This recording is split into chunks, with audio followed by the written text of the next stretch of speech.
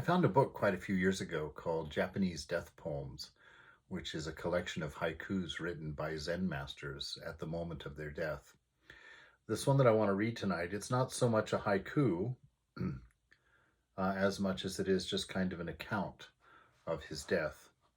In 1582, the samurai leader Oda Nobunaga, 1534 to 1582, captured a company of over 100 Buddhist monks who were allies of his enemy.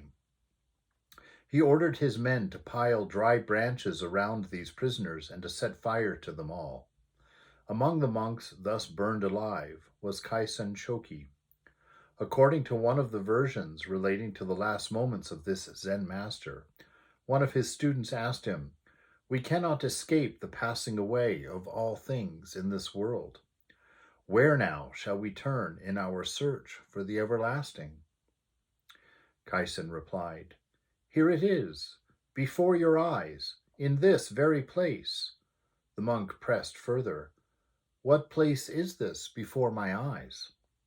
With flames licking upward at his body, Kaisen responded, "If you have vanquished your selfhood, coolness will arise even from the fire."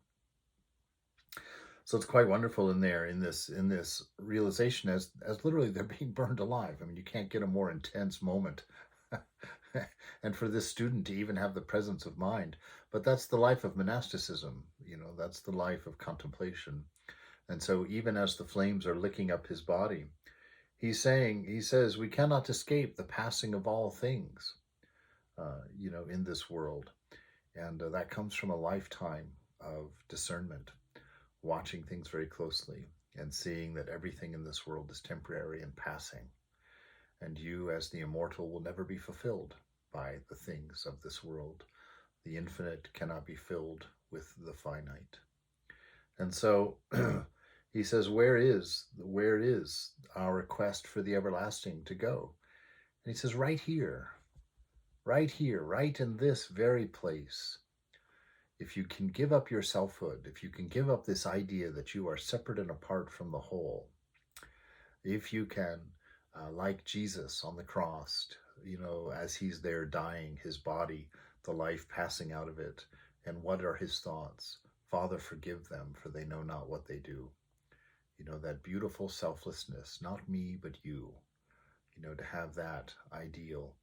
And Ramakrishna, when he says, I went looking for my ego deep within, and I tell you the truth, I could find nothing. This self, this embodied self, it's like peeling an onion. You take it off layer by layer, and when you come to the center, you realize there's nothing there. There is only isness. There's only love. There's only wisdom. And so this effort to break down our ego, to know ourselves as spirit and not as body. Then when the body burns, we have the coolness of the spirit, knowing that the body cannot touch us. The mind burns, we have the knowledge of the witness, the self, the eternal self, spirit, and we know the mind cannot touch us in that sense. And so here in the midst of this burning fire of this world, if you can lose your ego, you will find that refreshing drink that Jesus talked to the woman at the well about. I will give you water from which you will never have to drink again.